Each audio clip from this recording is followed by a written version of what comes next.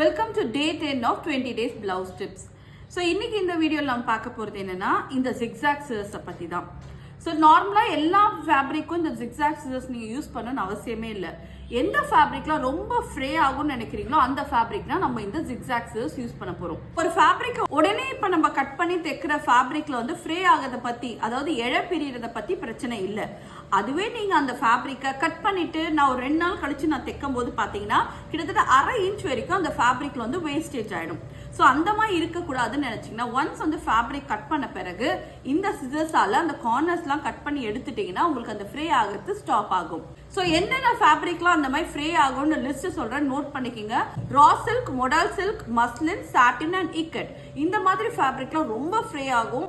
அதனால முடிஞ்ச வரைக்கும் கட் பண்ண அன்னைக்கே ஸ்டிச் பண்ண பாருங்க. இல்லைன்னா எட்ஜஸை இந்த மாதிரி நம்ம ஜிக்ஸாக் வச்சு கட் பண்ணிடுங்க.